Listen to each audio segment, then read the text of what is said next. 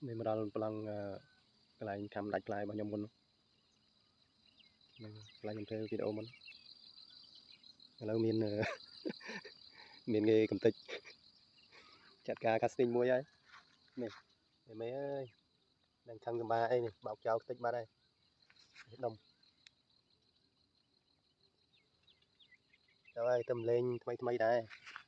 đang tham ở đây này ô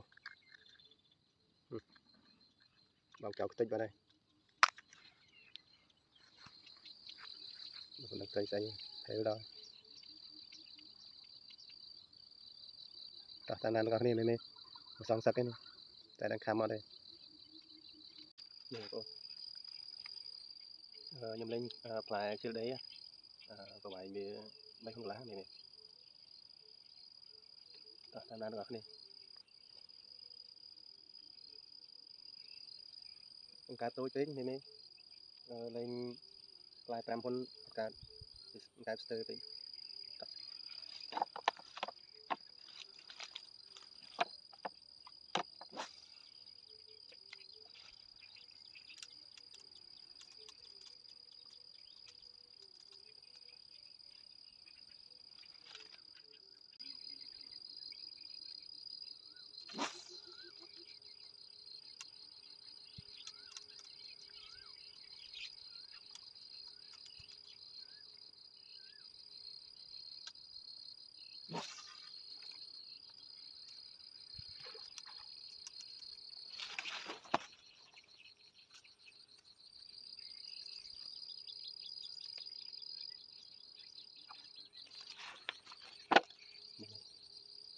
cảm thấy đẹp luôn.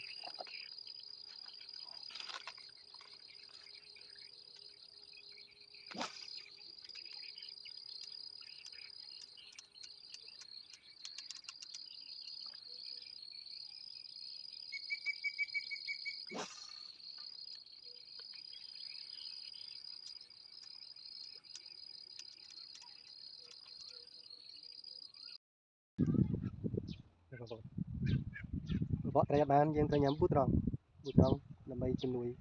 កម្លាំងមាំមុនបើយើងមានកម្លាំងពិបាកទៀតទេបងប្អូនណាកុំធ្វើដូចខ្ញុំបងកុំធ្វើដូចខ្ញុំអត់មានប្រយោជន៍ទេទៅខ្ញុំអត់ប្រយោជន៍តែឯងបានហើយញ៉ាំពូត្រង់ដល់គ្នាពិបាកបានទេបងប្អូនមានតែរកពូត្រង់ជំនួយ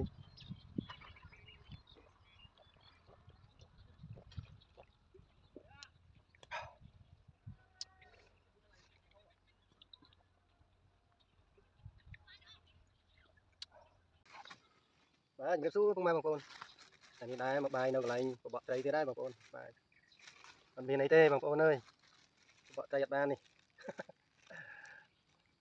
អំបិលទេបងប្អូនលទ្ធផលបបកត្រីអត់បាន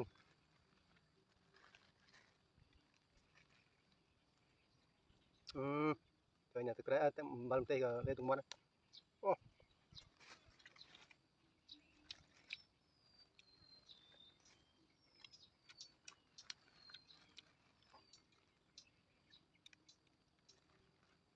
ទៀតនេះបងប្អូន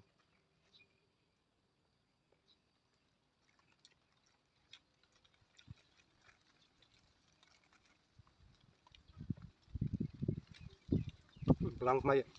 មកក្រៅខ្ញុំ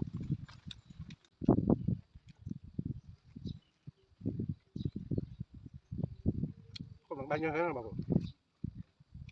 มันមានបាននេះមួយ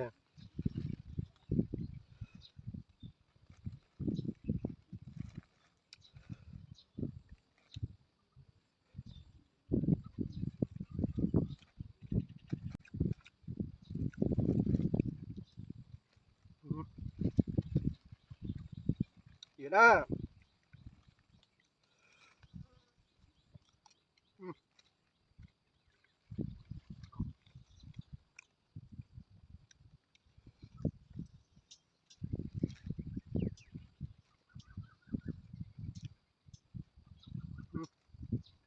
បាទបងប្អូន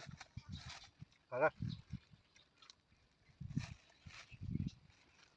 ជួយចុច Subscribe ខ្ញុំម្នាក់មួយផងបងប្អូនបាទអរគុណទុកជាមុនជម្រាបលា